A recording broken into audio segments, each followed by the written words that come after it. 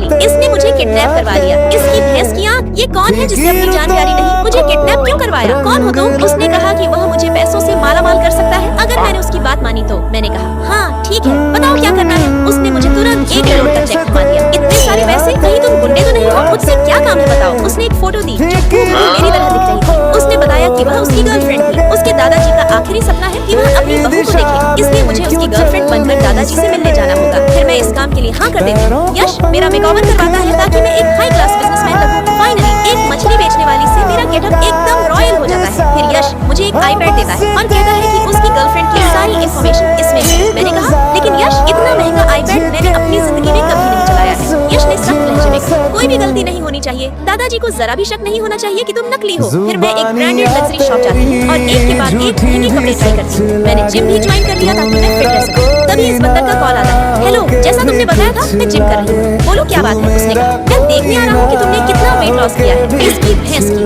मर गई मैं तो आराम कर रही थी। मैंने जल्दी से अपने चेहरे और शरीर पर पानी डाल दिया ताकि उसे लगे कि मैं पसीने से तरबतर हूँ। तभी ये बंदर आ गया। अरे यार मैं तो पूरा थक गई हूँ, पसीना भी बहुत आ रहा है। उसने आकर पूछा कितनी देर से वर्कआउट कर रही हो। मैंने कहा मैं लगभग 2 घंटे से लगातार जिम कर रही हूँ। सच्ची? भूख भी बहुत लगी है, क्या लेकर आई हो? तभी उसने मेरी स्मार्ट वॉच देखी और मेरा झूठ पकड़ा गया। इसकी भैंस। उसके बाद मैं अच्छे से तैयार होकर यश के साथ उसके दादाजी से मिलने जाती हूँ। तभी चलते चलते मेरी हील्स फंस जाती हैं और मैं सीधे यश के ऊपर गिर जाती हूँ। यश मुझे कसकर पकड़ लेता है और हम दोनों की नजरें एक दूसरे से टकरा जाती हैं। उस पल हम दोनों एक दूसरे की आंखों में खो जाते हैं। फिर यश शर्मा जाता है और वहाँ से चला जाता है। यार ये खड़ूस होने के साथ साथ काफी कूल भी है। फिर मैं दादाजी के पास जाती हूँ। दादाजी कैसे हैं आप? चलिए हम बाहर कहीं घूमने चलते हैं। मैं दादाजी को लेकर बाहर घूमने जाती हूँ और यश मुझे छुपकर देख रहा था। धीरे धीरे मुझे भी वह पसंद आने लगा है। दोस्तों कहानी आगे और भी इंटरेस्टिंग होने वाली है। अगर आप अगला पार्ट देखना चाहते हैं तो लाइक और सब्सक्राइब करके कमेंट में लाल दिल भेजो।